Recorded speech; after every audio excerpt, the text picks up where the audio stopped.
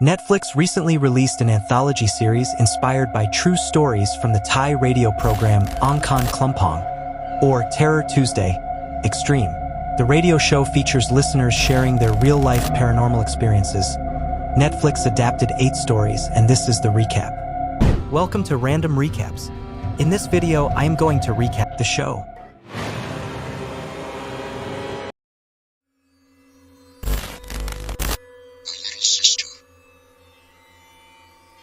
The story begins with a car accident caused by a girl named I. I witnesses her sister L die. Due to the accident, I seeks therapy as she suffers from PTSD, causing her nightmares and visions. However, according to I, her mother is even worse. One day, a sorcerer brings a doll, and I's mother treats the doll as if it were L, claiming it will bring L back to life. The sorcerer gives 3 steps to follow for the spell to work. 1. Feed it. 2. Return it to its box before midnight. And 3. Do not take the doll out of the area marked by the sacred rope, as this would weaken the spell. I starts hearing strange noises, and when she goes to investigate, she finds the doll watching TV, even though it's just static. I turns off the TV,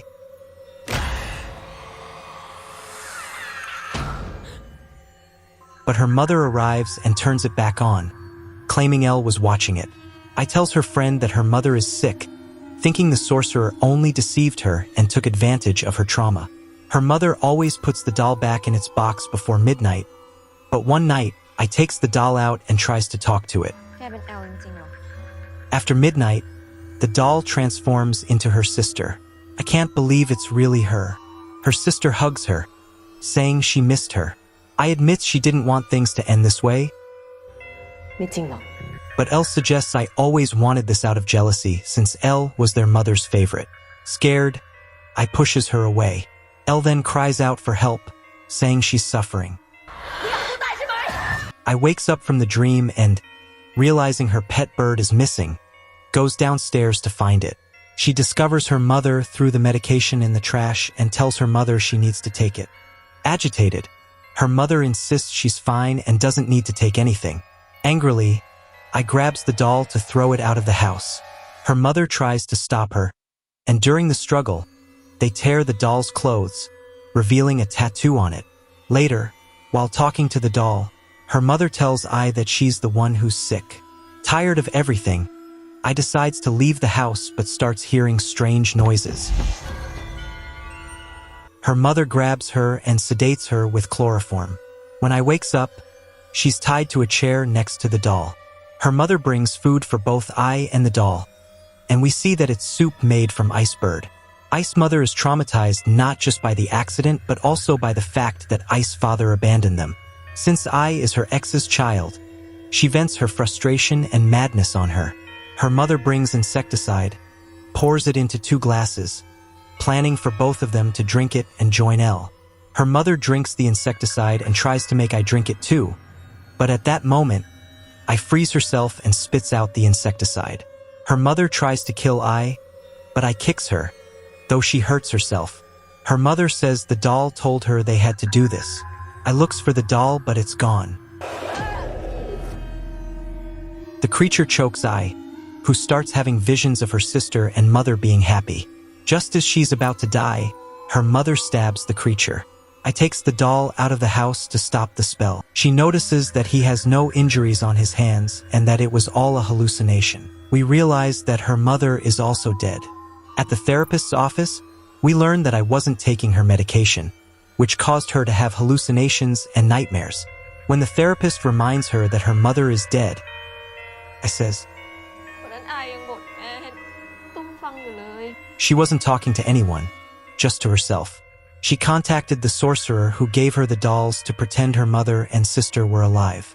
When she realizes everything, she breaks down crying, and in one of her visions, her sister tells her,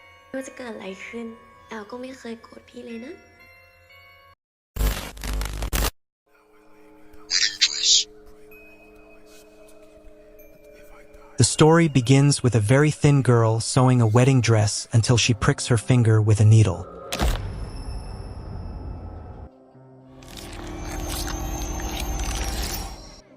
A girl named Milk has been hired to work in a bridal shop. The shop owner, Nutch, leaves Milk in charge of the store and to live there. That night, while talking to her mother, a girl appears behind Milk. The next day, Milk attends to a client who is unsure about which dress to buy. To keep the client from leaving, Milk offers to find a better dress. She finds one that catches her eye. The client tries on the dress, but the zipper breaks.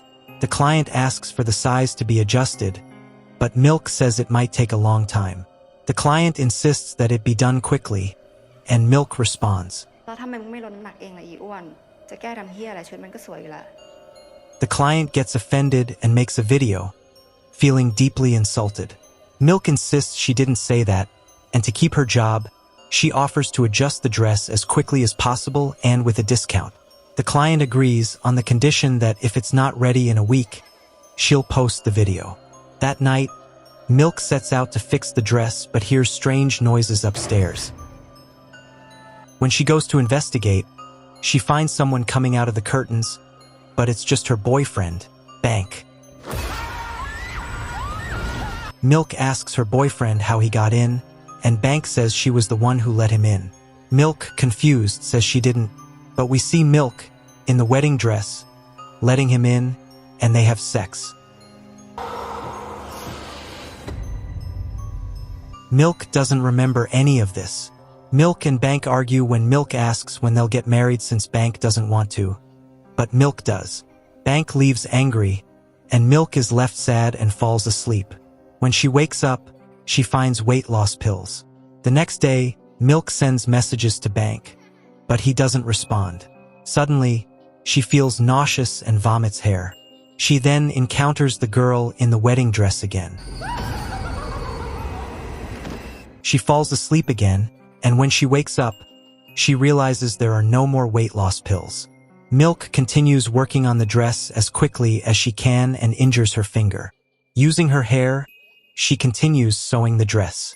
The client returns to the shop a week later and finds Milk looking haggard, as if she hasn't slept in days. When trying on the dress, the client realizes it's smaller than before. Milk says she increased the size and doesn't know what happened. The client gets angry with Milk, feeling she's being mocked. Suddenly, the dress zips up on its own, choking the client. The husband tells Milk to help, but Milk is in shock when she sees the ghostly woman and faints. When she wakes up, she realizes the client posted the video criticizing the shop and her. Nutch calls her, angry about everything that's happened. Milk tells her that strange things have been happening since she found the dress, but the dress is now gone. Her boss tells her she's on her way, and when Milk is about to leave, the woman hits her.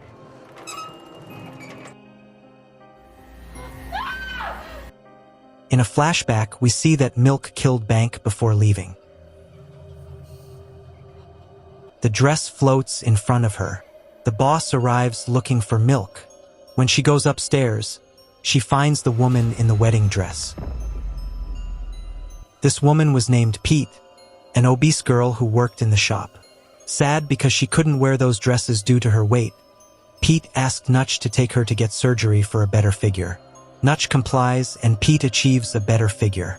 But she becomes so obsessed with her figure that she starts taking weight loss pills and vomiting without realizing she's becoming anorexic. Sometime later, Nutch and Pete have a fight due to Pete's obsession with losing weight. They accidentally tear a dress made by Pete, leading Pete to want to kill Nutch. Nutch kills Pete in self-defense and hides her body. Back in the present, Pete takes revenge on Nutch. And you may wonder what happened to Milk? Well, Milk ends up possessed by Pete.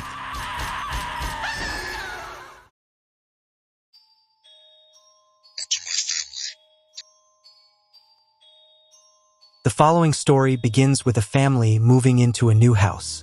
The son, Chawin, throws a party in the house, causing the police to arrive, where they find stolen money from a casino. This leads to the arrest of his stepfather, who is a police officer, and his transfer. Chawin finds a door with a padlock. He then goes to ask Linda for a pillow and sheets, but even though she has them, she doesn't give them to him because she blames him for the move. Chawin goes to sleep, but he can't because of the curiosity generated by the locked door. He looks for house keys to try to open it, but none work.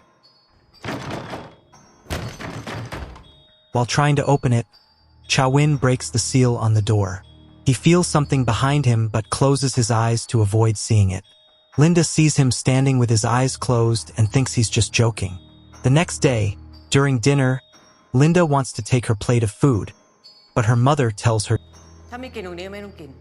Linda leaves the plate out of rebellion, and suddenly a noise is heard upstairs.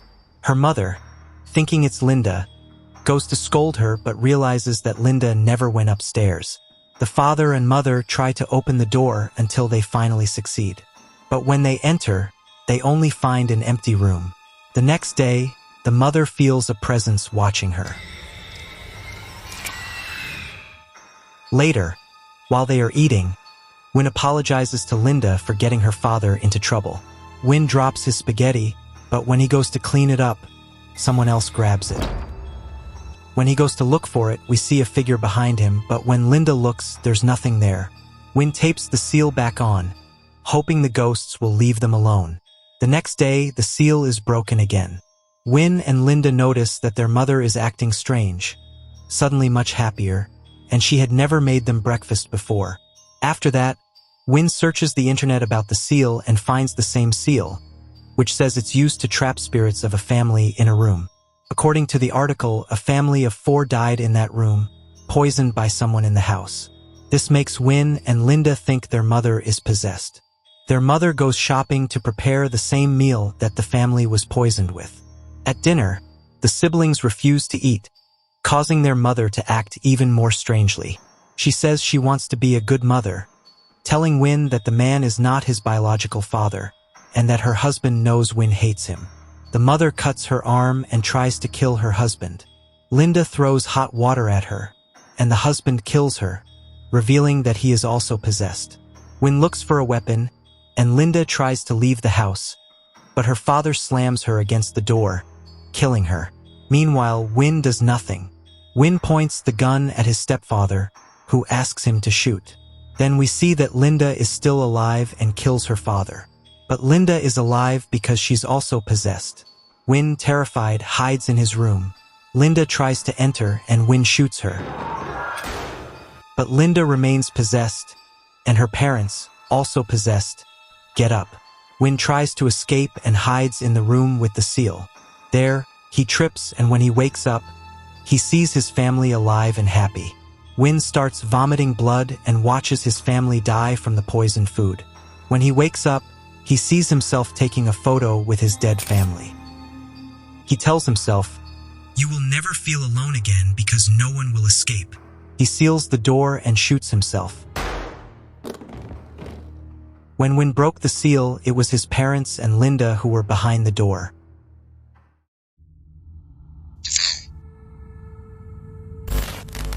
Someone tells the story of a boy named Nat who is floating face down in a pool.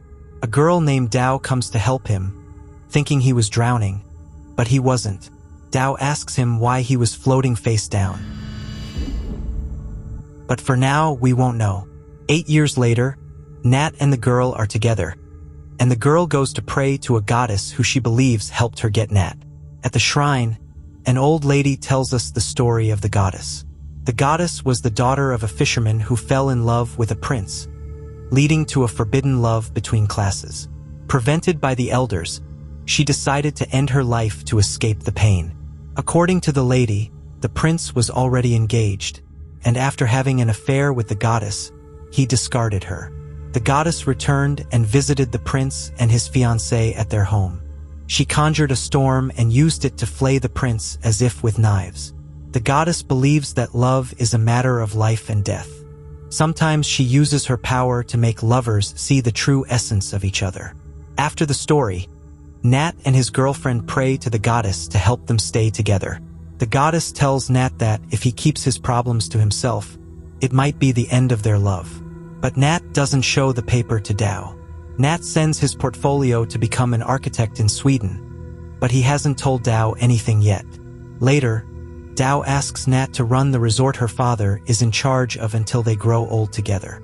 Nat still doesn't dare to say anything. Later on the beach, Nat sees the goddess from afar. And that night, he sees her again, getting closer each time. Nat looks for Dao and finds her scared when she sees the goddess appear. They both try to escape, but the goddess keeps appearing. Nat is attacked as if being stabbed, but suddenly, there's nothing. The goddess appears, handing them the paper that Nat didn't want to show Dao. Nat tells Dao what it says. To survive, they have to tell each other the truth. Nat finally tells her that he found a job in Sweden and accepted the offer without telling her. Dao, saddened, asks if he's ever imagined being married to her, but Nat doesn't answer.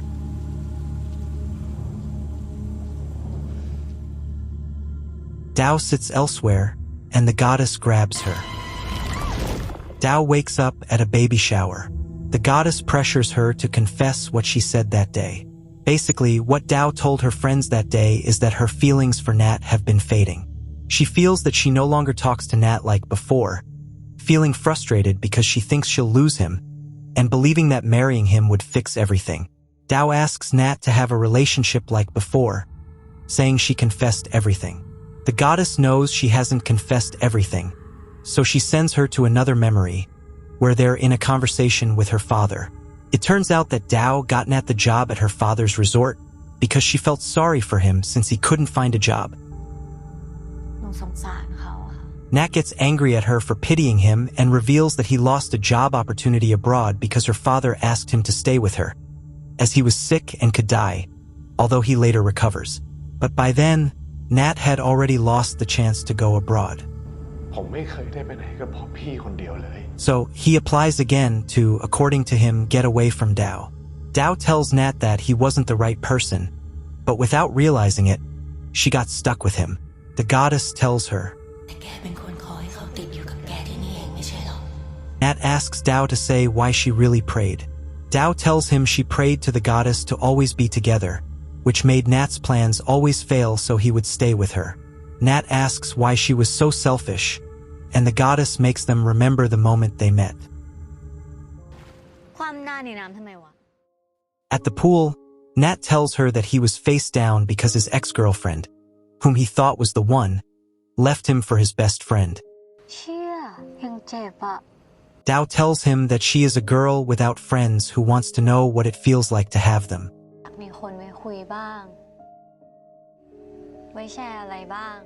Nat says, maybe it's not about the number of friends.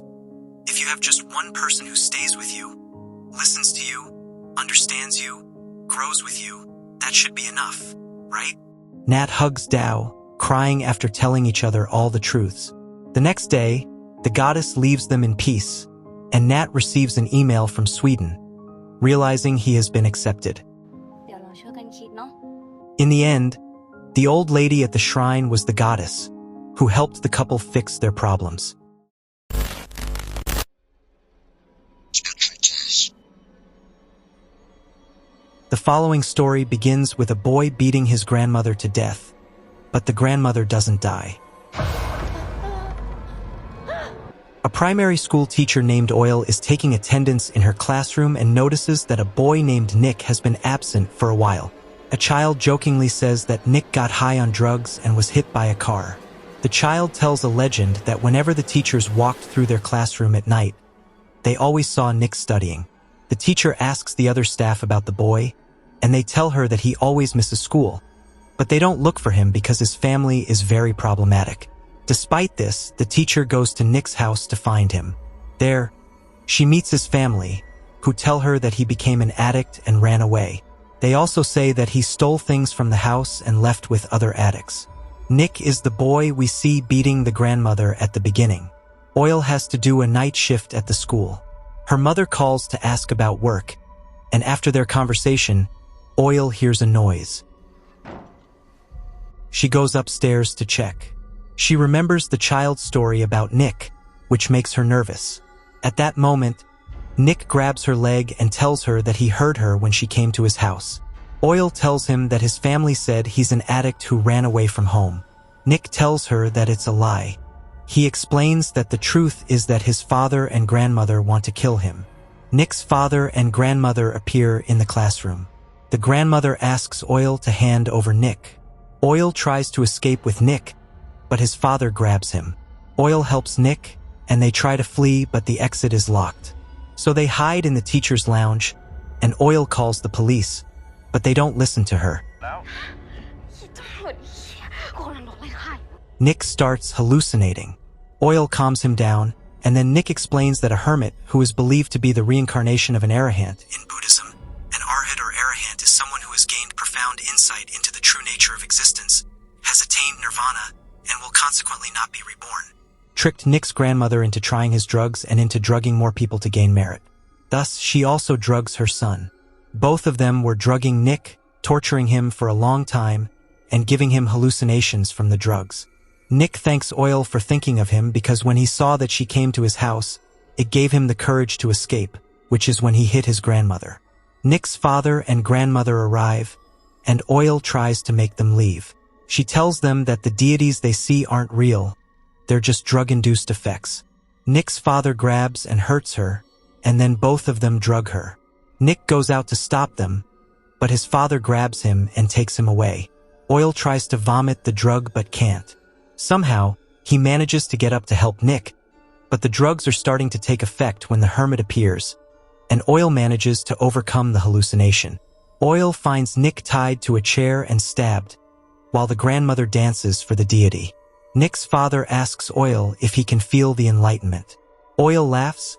I don't know if it's because of the drugs' effects or if he's just pretending, and dances with the father. The grandmother leaves so that Nick's father can lie with Oil, but Oil takes the opportunity to stab him and cut off his penis, laughing at him. The grandmother returns, and Oil throws her son's penis at her. The grandmother hallucinates with her grandson and gets scared. Oil ends up killing Nick's father for everything he did to Nick. Then Oil goes and kills the grandmother. The next day, the children find the penis in the yard and the grandmother dead. The teachers find Oil covered in blood and smiling. Girl next door. The following story begins with a boy named Bird who moves into an apartment. When he gets out of the car, a girl falls in front of him,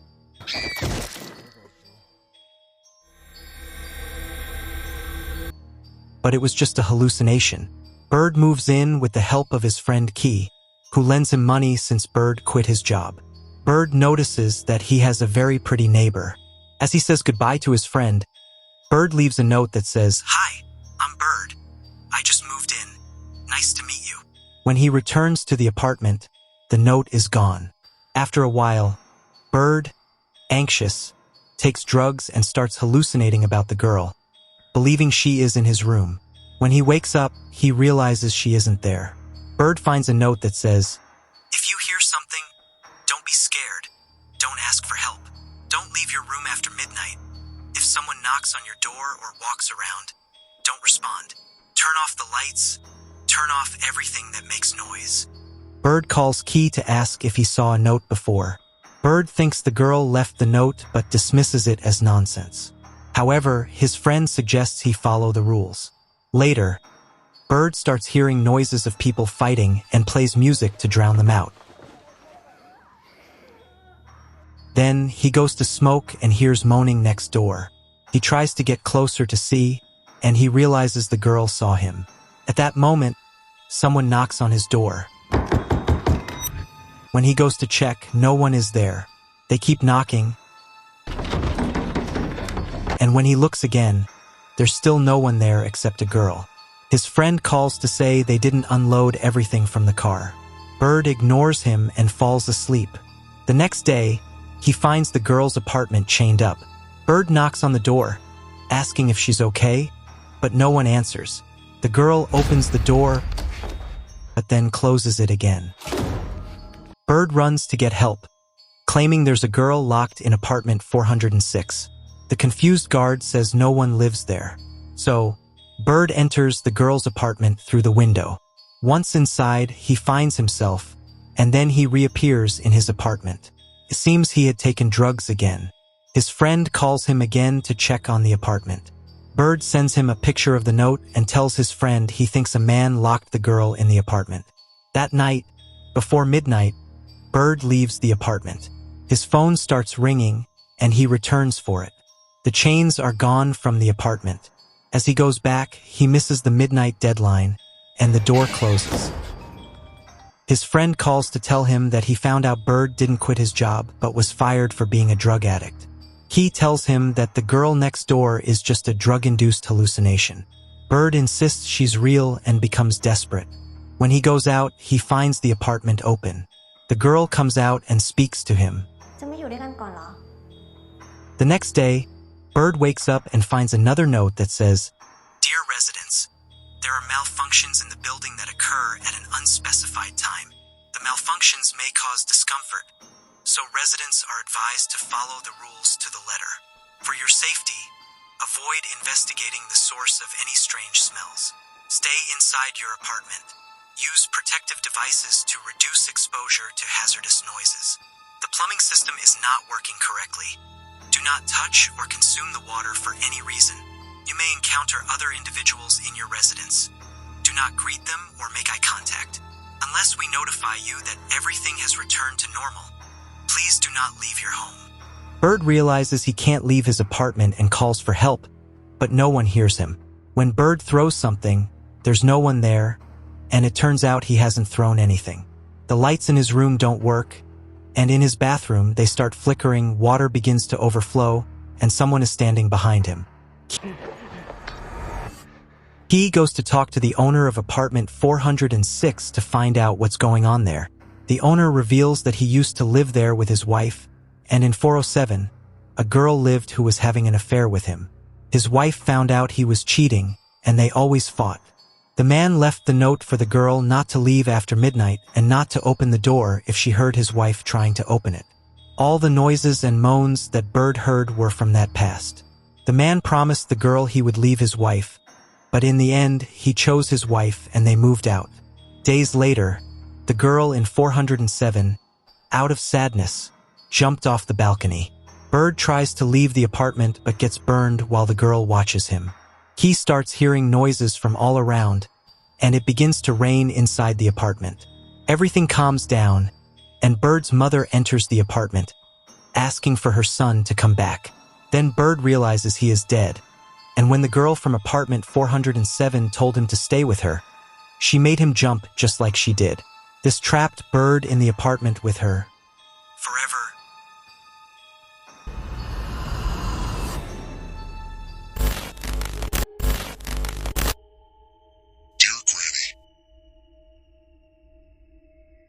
The following story begins with a woman named Manda and her mother, who is releasing some fish at the river's edge. Manda takes a business call, and when she finishes, she realizes her mother has disappeared.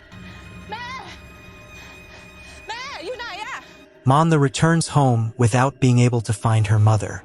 Her daughter, Nulek, sees her crying and learns that her grandmother is missing. Nulek confronts her, accusing her of not being able to care for anyone and blaming her for being the problem in the family, saying that's why her father left. Nulek talks with her friend Alice. She says that Manda is surely worried about the loss of her grandmother. At the end of the day, she is her mother. Nulek responds that she cares more because it was her grandmother who raised her while Manda abandoned her. Alice suggests that her grandmother might be hiding, as she loved playing hide and seek with Nulek. Nulek realizes that his neighbor is spying on him. The next day, he hears his mother screaming because they still haven't found his grandmother. Manda, wearing her mother's sandals, goes to a shaman who tells her that her mother is still nearby but a ghost is preventing them from finding her. The shaman instructs Manda to perform a ritual to bring her mother back, asking the 4 heavenly kings to return her. Manda performs the foot-binding ritual to bring her mother back. For it to work, she must concentrate and guide her mother back home, then wait 3 days. If she does it wrong, she will bring something else instead. When she returns home, Manda places the sandals on her mother's bed. Nulek chats with Alice, expressing how ridiculous she finds the ritual and saying she wants a new mother. As she looks out the window, someone is watching her. The 3 days required for the ritual to work pass, but her grandmother still hasn't appeared. While talking with Alice, Nulek realizes that the neighbor is watching her again. She notices footprints on the floor of her yard. Mondi appears and tells her that her grandmother has returned.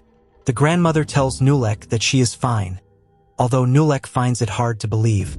The next day, Nulek finds a cup moving in her grandmother's room that had a bug inside it. She realizes the neighbor is spying on her. Frightened, Nulek hides under her blankets and finds her grandmother there. Nulek pulls the blanket off her grandmother and finds her laughing.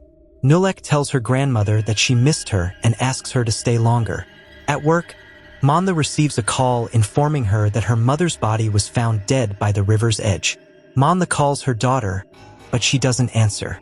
Nulek realizes that the person with her is not her grandmother. The creature removes its head and vomits fish on Nulek. The ghostly grandmother wants to play hide and seek with Nulek to cut off parts of her body.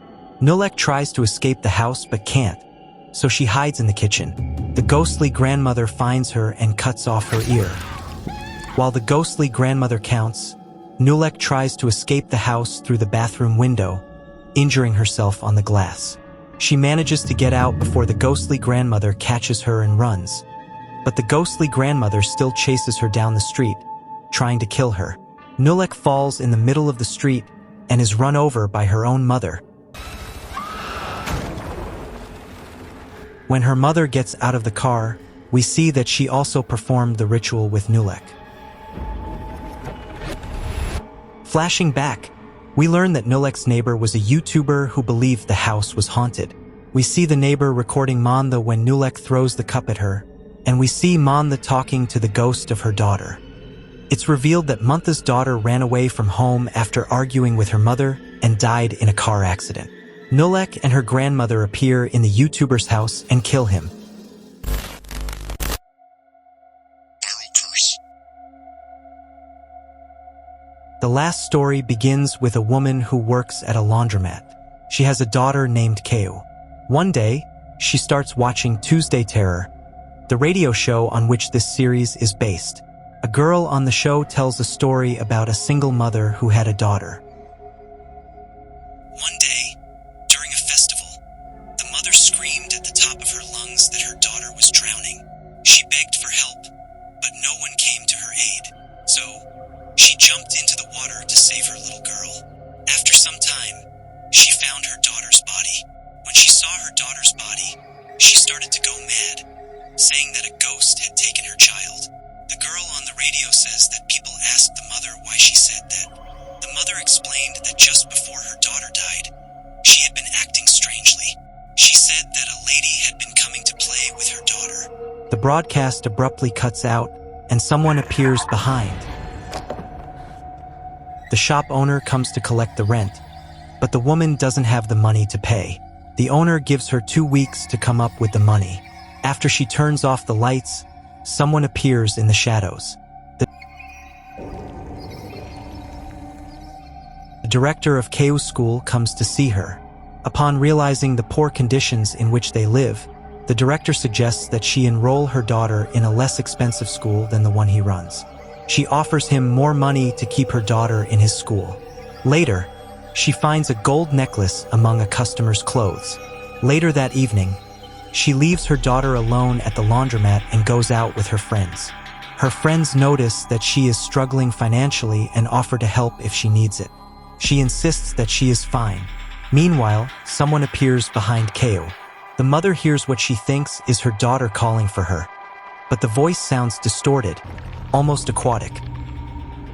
Frightened, she rushes back to check on her daughter.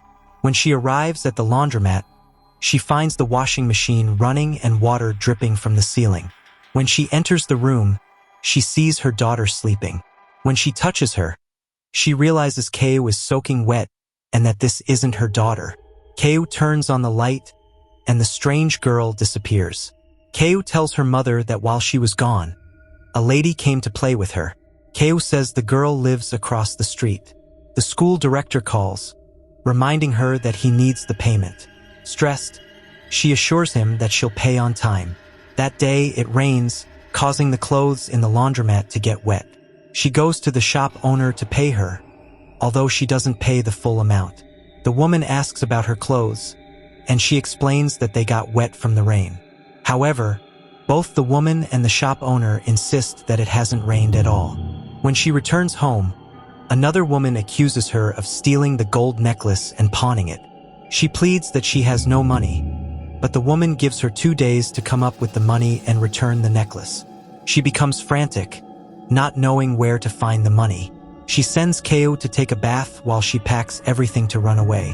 When she enters the bathroom, she realizes that her daughter is gone. She then sees Keo outside, being abducted by the ghostly girl. The mother runs after her. She arrives at a place that looks exactly like the laundromat, but everything is wet. As she searches for her daughter, she finds drawings on the floor and hears Keo screaming. But she can't find her. She climbs the stairs and finds her daughter drowned in the bathroom. The ghostly girl reappears. The next day, the shop owner says that she kicked her out of the laundromat, claiming she had gone mad after losing her daughter. When the owner returns home, she finds a puddle on the floor. The woman turns on Tuesday Terror, where Keo's mother is heard saying that someone took her daughter, blaming the listeners for what happened.